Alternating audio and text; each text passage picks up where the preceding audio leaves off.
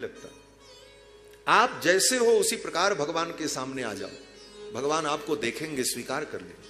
आप पापी हो तो भगवान से कह दो मैं पापी हूं, मैं मूर्ख हूं, मैं अज्ञानी हूं, मैं पतित हूं।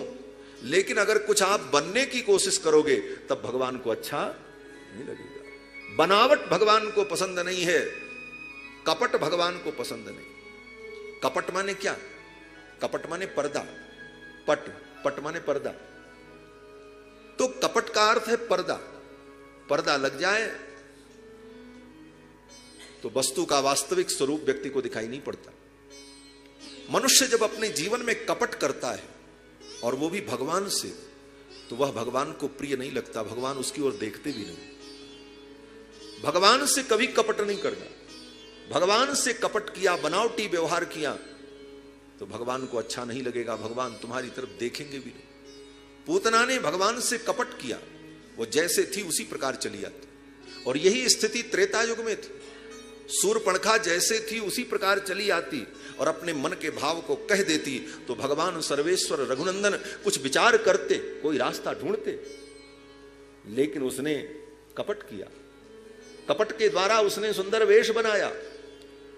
थी विधवा और आकर के कहती क्या है राम जी से कि आज तक मैंने ब्याह नहीं किया।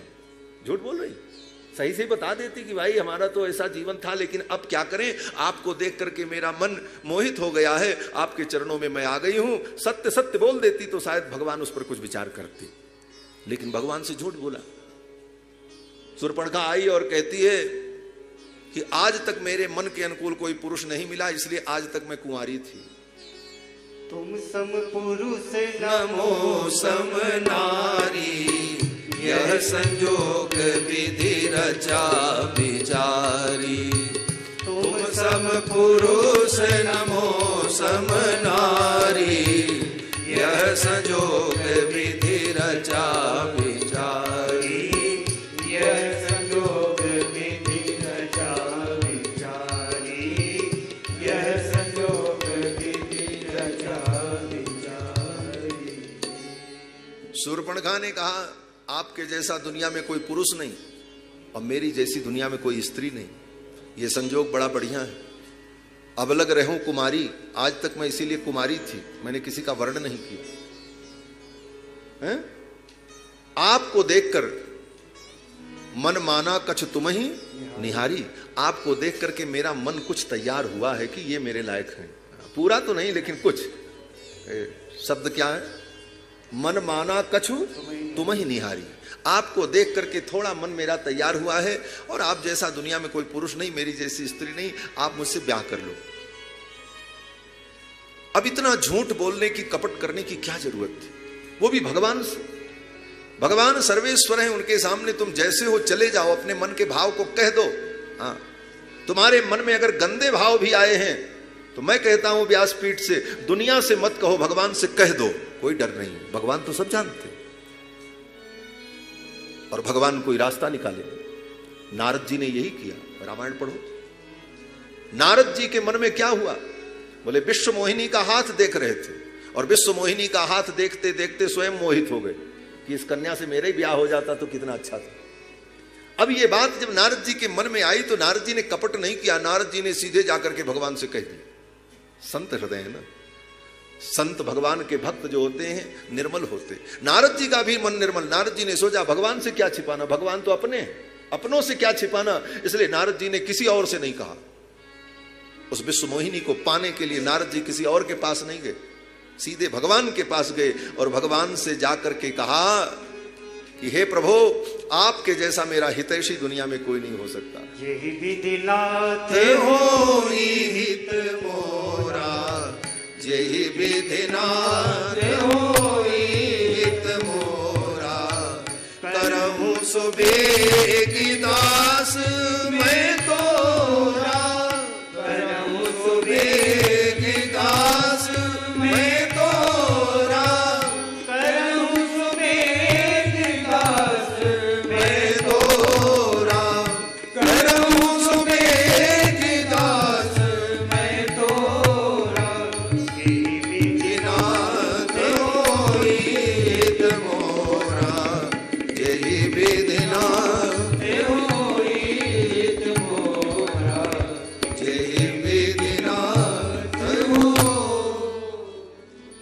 जी ने जाकर भगवान से कह दिया, महाराज जिसमें मेरा हित हो वही आप करना, ऐसे तो हम चाहते इसी को।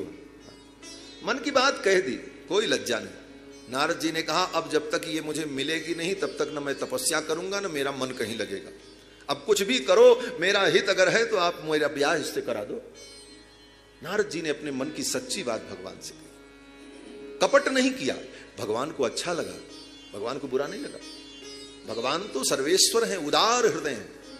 भगवान बहुत संकुचित विचार के थोड़ी, भगवान का हृदय बड़ा विशाल है। ठाकुर ने सोचा नारद कितना निर्मल है, इसके मन में आया, इसने कह दिया। और कितनी अच्छी बात कही, क्या कही?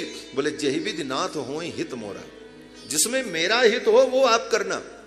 ऐसे तो मेरा मन कर रहा है इससे ब्याह करने का कि विष्णुमोहिनी मुझको मिल जाए, लेकिन प्रभु आप तो सब जानते हो, अगर इसके मिलने से मेरा हित हो तो मिला देना, और न मिलने से हित हो तो मत मिलाना। जेहि विधि नाथ होय हित मोरा, करऊं सुबेग दास में तोरा। तो भगवान ने भी वैसे ही उत्तर दिया। भगवान ने क्या कहा? जेहि विधि होई है परम हित। नारद तुम अपने हित की बात करते हो, मैं तुम्हारे परम हित की सोच रहा हूं। जीव अपने हित की सोचता है और भगवान उसके परम हित की सोचते। भगवान ने कहा जेहि विधि होई है परम हित, नारद सुनो तुम्हार, सो हम करब न आन कछु, मृषान बचन हमार। कुपथ मांग रुज व्याकुल रोगी, देहि न वैद्य सुनो मुनि जोगी। रोगी व्याकुल होकर के कुपथ मांगता है, लेकिन बुद्धिमान वैद्य उसको कुपथ नहीं देता है। और फिर भगवान ने जो लीला की सो आपको मालूम है। तो नारद जी ने भगवान से कपट नहीं किया, जो मन की बात थी वो कह दी, नारद जी का कल्याण हुआ। इसलिए भगवान से कोई कपट नहीं। मन में कोई ऐसे भाव आवे तो भगवान से भी कह दो, बोले प्रभु माया के प्रभाव से अनेक जन्मों के संस्कार के कारण मेरे मन में, मेरी बुद्धि में ऐसी भावनाएं आई, ये पाप आया। अब प्रभु आप जानो, अगर आप कृपा करो मेरी रक्षा करो, और आप जो करो सो करो। इस प्रकार भगवान से कह देना भी एक बहुत बड़ी समर्पण भक्ति है। लेकिन ये पूतना जो आई, ये पूतना तो भगवान से कपट करने लगी। कपट करके वेश बना करके सुंदर बन करके आई। भगवान को अच्छा नहीं लगा, इसलिए भगवान ने अपनी आंखों को बंद कर लिया। चराचरात्मा सनिमीते क्षण। और हम अपने जीवन में कपट नहीं छोड़ पाते, इसलिए भगवान का दर्शन हमें नहीं हो पाता।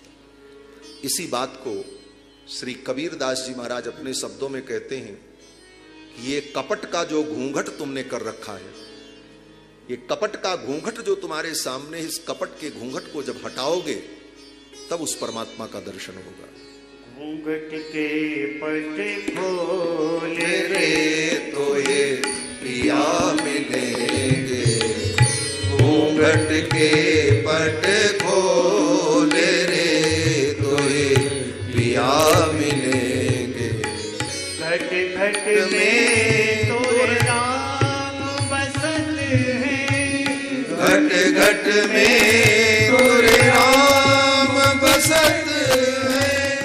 कटु वचन मत बोले रे, कटु वचन मत बोले रे, कटु वचन मत बोले रे तो ये पिया मिलेंगे। घूंघट के पट खोले रे तो ये पिया मिलेंगे। धन जो बने का करनी न कीजे, धन जो बने का गर्व न कीजे, झूठा इसका मोले रे, झूठा इसका मोले रे, झूठा इसका मोले रे तो ये पिया मिलेंगे। घूंघट के पट खोले रे तो ये पिया मिलेंगे। घूंघट के पट खोले रे तो ये पिया मिलेंगे। सोनी मंदिर दिया जला रे,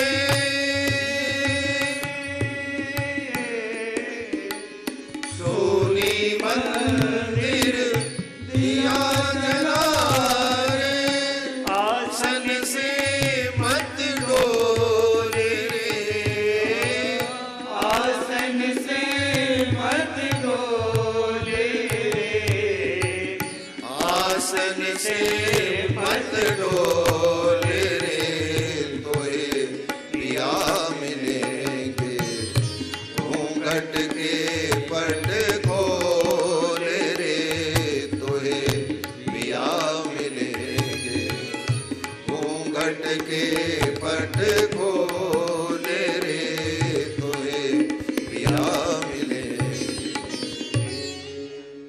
कबीरदास जी कहते हैं घूंघट के पट खोल रे तोहे पिया मिलेंगे। ये कपट का जो पट है ये जब हटेगा तभी प्रियतम परमात्मा का दर्शन होगा जीवन में। कबीरदास जी की वाणी थोड़ी उल्टी है, लोगों को लगता है ये महिलाओं वाला गीत गा रहे कबीरदास जी, घूंघट के पट खोल रे तुझे पिया मिलेंगे।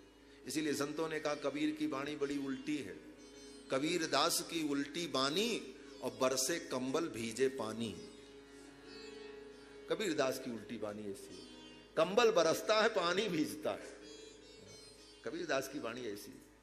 तो बंधुओं, जीवन में हमारे कपट न हो, कपट भगवान को प्रिय नहीं।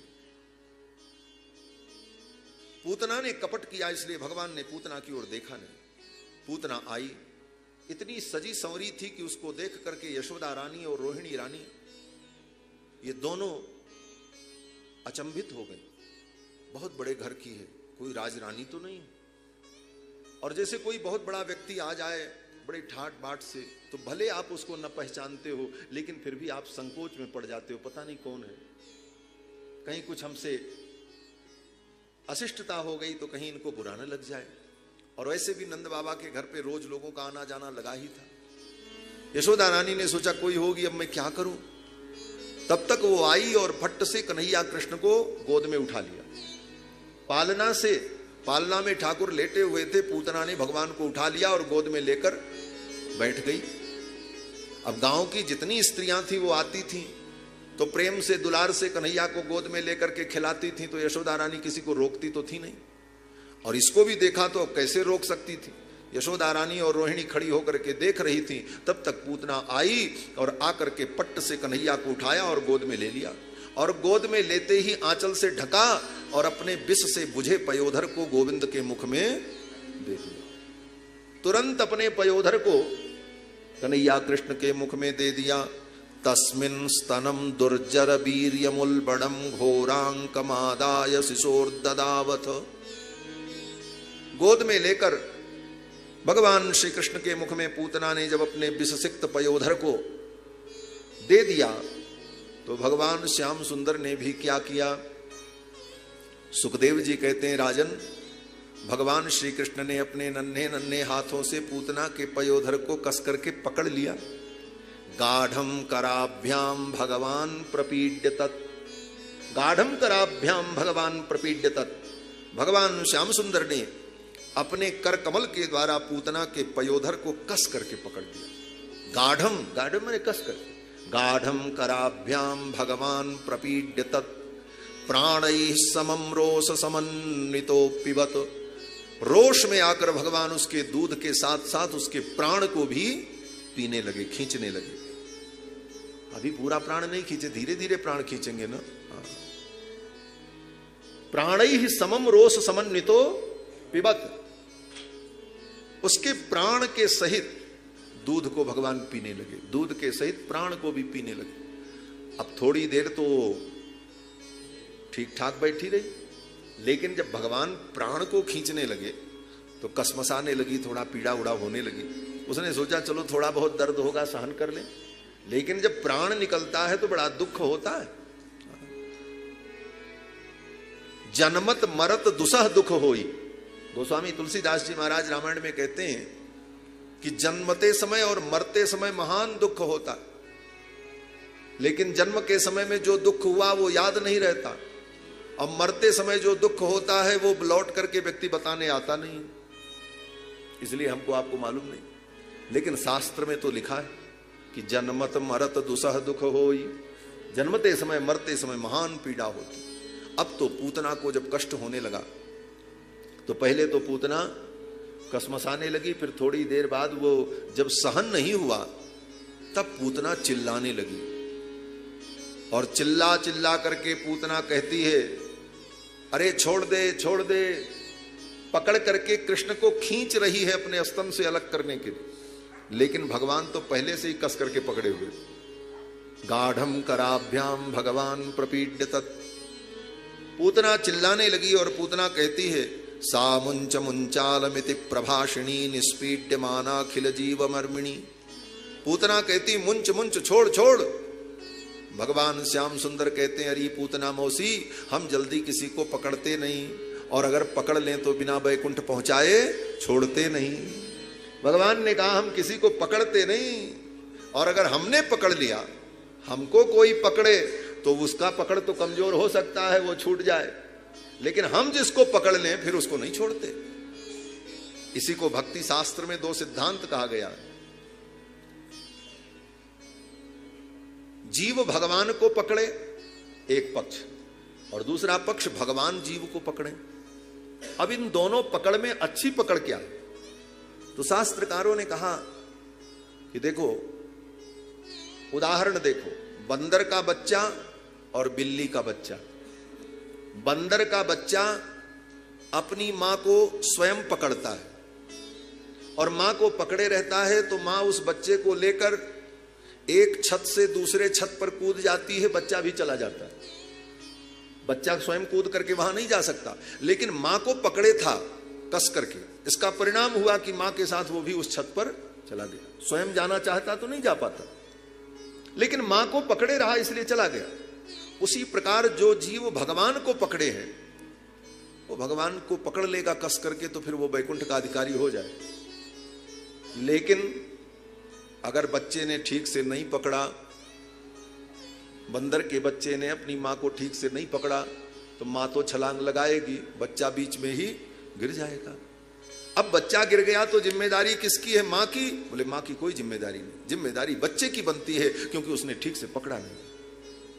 और बिल्ली का बच्चा? बोले बिल्ली का बच्चा अपनी मां को नहीं पकड़ता। बिल्ली स्वयं अपने बच्चे को अपने दांतों से पकड़ करके जहां ले जाना होता है वहां ले जाती है। जिस दांत से वो बिल्ली चूहे को पकड़ती है, तो चूहे का राम नाम सत्य हो जाता है। उसी दांत से अपने सुकुमार बच्चे को, नवजात शिशु को पकड़ करके ले जाती है। उस बच्चे का एक रोंवा भी टेढ़ा नहीं होता, और प्रेम पूर्वक सुरक्षित स्थान पर लेकर के चली जाती है। अब बच्चा अगर गिरे तो जिम्मेदारी किसकी है? बोले मां की जिम्मेदारी है, बच्चे की जिम्मेदारी नहीं है। उसी प्रकार जीव जब भगवान को पकड़ता है तो उसका कल्याण होगा तब जब वो ठीक से पकड़े रहेगा। अगर पकड़ने में कमजोरी रह गई, हमारे तरफ से कोई कमी रह गई, तो भगवान की कोई जिम्मेदारी नहीं। लेकिन जब भगवान ही जीव को पकड़ लेते हैं, तब फिर सारी जिम्मेदारी भगवान की होती है।